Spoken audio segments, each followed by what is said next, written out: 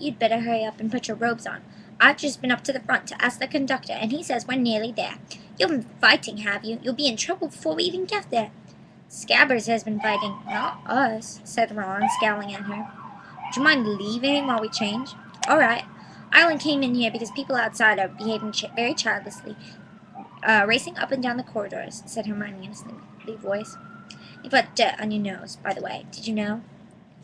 Ron glared at her as she left. Harry peered out of the window. It was getting dark. He could see the mountains and forests under a deep purple sky. The train did seem to be slowing down. He and Ron took off their jackets and pulled on their long black robes. Ron's were a bit short for him. You could see his sneakers underneath them. A voice echoed through the train. We will be reaching Hogwarts in 5 minutes' time. Please leave your luggage on the train. It will be taken to the school separately. Harry's stomach lurched with nerves, and Ron, he saw, looked pale under his freckles. They crammed their pockets with the last of the sweets and joined the crowd thronging in the corridor. The train slowed right down and finally stopped. People pushed their way toward the door and out to a tiny dark platform. Harry shivered in the cool night air.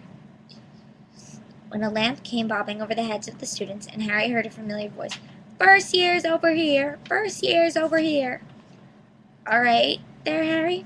Hagrid's big, hairy face beamed over the sea of heads. "Come on, follow me. Any more first years? Mind your step now. First years, follow me." Slipping and stumbling, they followed Hagrid down what seemed to be a steep, narrow path. It was so dark on either side of them that Harry thought there must be thick trees there. Nobody spoke much.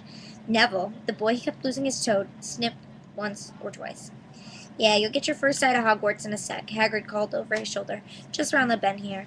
There was a loud "Hoo!" The narrow path had opened suddenly into the edge of a great black lake. Perched atop a high mountain on the other side, its windows sparkling in the starry sky, was a vast castle with many turrets and towers. "No more'n 4 on a boat," Hagrid called, pointing to a fleet of little boats sitting in the water by the shore. Harry and Ron were followed into their boat by Neville and Hermione. "All right, everyone in?" shouted Hagrid, but a boat to himself. "Right then, forward!" And the fleet of little boats moved off all at once, gliding across the lake, which was as smooth as glass. Everyone was silent, staring up at the great castle overhead. It towered over them as they sailed nearer and nearer to the cliff on which it stood. "Heads down!" yelled Hagrid as the first boats reached the cliff. They all bent their heads, and the little boats carried them through a curtain of ivy that hid a wide opening in the cliff face. They were carried along a dark tunnel which seemed to be taking them right underneath the castle until they reached a kind of underground harbor where they clambered onto rocks and pebbles. "Oi, you there! Is this your toad?" said Hagrid, who was checking the boats as people climbed out of them. "Trevor!" cried Neville blissfully, holding out his hands. They clambered up a passageway into the rock after Hagrid's lamp, coming out at last onto some damp grass right in the shadow of the castle. They walked up a flight of stone steps and crowded around the huge oak front door. "Everyone here? You still there? Still got your toad?" Hagrid raised a gigantic fish and knocked 3 times on the castle door. Chapter 7. The Sorting Hat. The door swung open at once. A tall, black-haired witch with emerald green robes stood there. She had a very stern face, and Harry's first thought of her was that she was not someone to cross. "First years, Professor McGonagall," said Hagrid. "Thank you, Hagrid. I will take them from here." She pulled the door wide. The entrance hall was so big you could have fit the whole of the Dursleys' house in it. The stone walls were lit with flaming torches like the ones at Gringotts. The ceiling was too high to make out, and a magnificent marble staircase facing them led up to the upper floors. They followed Professor McGonagall across ragged stone floor. Harry could hear the drone of hundreds of voices from the doorway to the right. The rest of the school must already be in here. But Professor McGonagall showed the first years into a small, empty chamber off the hall. They crowded in, standing rather close together. They would usually have done, peering about nervously. "Welcome to Hogwarts," said Professor McGonagall. "The start of term banquet will begin shortly. But before you take your seats in the Great Hall, you will be sorted into your houses. Sorting is a very important ceremony because while you are here, your house will be like something like your family within Hogwarts. You will have classes with the rest of your house, sleep in your house dormitory, and spend free time in your house common room. The 4 houses are called Gryffindor, Hufflepuff, Ravenclaw, and Slytherin. Each house has its own noble history, and each has produced outstanding witches and wizards. While you are at Hogwarts, your triumphs will earn you house points, while any rule breaking will lose house points. At the end of the year, the house with the most points is awarded to the House Cup. A great honor. I hope each of you will be a credit to whichever house becomes yours. The sorting ceremony will take place in a few minutes, in front of the rest of the school. I suggest you all smarten yourselves up as much as you can while you are waiting." Her eyes lingered for a moment on Neville's cloak, which was fastened under his left ear, and on Ron's smudged nose. Harry nervously tried to flatten his hair. "I shall return when we are ready for you," said Professor McGonagall. "Please wait quietly." She left the chamber. Harry swallowed. How exactly did they sort us into houses? Some sort of test, I think. Fred said it hurts a lot, but I think he was joking.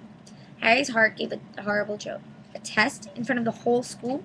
But he didn't know any magic yet. What on earth would he have to do? He hadn't expected something like this at the moment they arrived. He looked around anxiously and saw everyone else look terrified too. No one was talking much except Hermione Granger, who was whispering very fast about all the spells she'd learn and wondering which one she'll need. Harry tried hard not to listen to her. She'd never been more nervous. Never. Not even when he'd had to take his school report home to the Dursleys, saying that he'd somehow turned his teacher's wig blue. He kept his eyes fixed on the door. Any second now, Professor McGonagall would come back in and lead them to his doom. Something happened that made him jump about a foot in the air, and several people behind him screamed, "What the?" He gasped, and so did the people around him. About 20 ghosts had just streamed through the back wall. Pearly white, slightly transparent, they glided across the room, talking to one another and hardly glancing at the first years. They seemed to be arguing. What looked like a fat little monk was saying, "Forgive and forget, I say. We ought to give him a second chance." "My dear Friar, haven't we given Peeves all the chances he deserves? He gives us all a bad name, and you know he's not really even a ghost. I say, what are you all doing here?" A ghost wearing rough and tights had suddenly noticed the first years. Nobody answered. "New students," said the fat friar, smiling around at them. "About to be sorted, I suppose." A few people nodded mutely. "Hope to see you in Hufflepuff," said the friar. "My old house, you know." "Move along now," said a sharp voice. The sorting ceremony's about to start. Professor McGonagall had returned. One by one, the ghosts floated away through the opposite wall. "Now form a line," Professor McGonagall told the first years, "and follow me." Feeling oddly as though his legs had turned to lead, Harry got into line between a boy with sandy hair and Ron, and they walked out of the chamber, back across the hall, and through the pair of double doors in the great hall. Harry had never even imagined such a strange and splendid place. It was lit by thousands and thousands of candles. They were floating in mid-air over long tables, where the rest of the students were sitting. These tables were laid with glittering gold plates and goblets. At the top of the hall was another long table where the teachers were sitting. Professor McGonagall led the first years up here, so that they came to a halt in a line facing the other students, with the teachers behind them. The hundreds of faces staring at them looked like pale lanterns in the flickering candlelight. Dotted here and there among the students, the ghosts shone misty silver. Mainly to avoid all the staring eyes, Harry looked upward and saw a velvety black ceiling dotted with stars. He heard Hermione whisper, "It's bewitched to look like the sky outside. I read about it in Hogwarts, a history." It was hard to believe that there was a ceiling there at all, and that the great hall didn't simply open up into the heavens. Harry quickly looked down again as Professor McGonagall silently placed a four-legged stool in front of the first years. On top of the stool she put a pointed wizard's hat. This hat was patched and frayed and extremely dirty. Aunt Petunia wouldn't have let it in the house. Maybe they had to try and get a rabbit out of it, Harry thought wildly. That seemed the sort of thing, noticing that everyone in the hall was now staring at the hat. He stared at it too. For a few seconds there was complete silence. Then the hat twitched. A rip near the brim opened wide like a mouth, and the hat began to sing. "Oh, you may not think I'm pretty, but don't judge on what you see. I'll eat myself if you can find a smarter hat than me. You can keep your bowlers black, your top hat sleek and tall, for I'm the Hogwarts sorting hat, and I can cap them all. There's nothing hidden in your head the sorting hat can't see, so try me on, and I will tell you where you ought to be. You might belong in Gryffindor, where dwell the brave at heart. Their daring nerve and chivalry set Gryffindors apart. You might belong in Hufflepuff, where they are just and loyal. Those patient Hufflepuffs are true and unafraid of toil. Or yet in wise old Ravenclaw, if you've a ready mind, where those of wit and learning will always find their kind. Or perhaps in Slytherin you will make your real friends. Those cunning folk use any means to achieve their ends. So put me on, don't be afraid, and don't get in a flap. You're in safe hands, though I have none, for I'm a thinking cap." The whole hall burst into applause as the hat finished the song. Bowed to each of the four tables, and then became quite still again. "So we've just got to try on the hat?" Ron whispered to Harry. "I'll kill Fred. He was going on about wrestling a troll." Harry smiled weakly. Yes, trying on the hat was a lot better than having to do a spell. but he did wish they could have tried it on without everyone watching. A hat seemed to be asking rather a lot. Harry didn't feel brave or quick-witted, or any of it, at the moment. If only the hat had mentioned a house for people who felt a bit queasy, that would have been the one for him.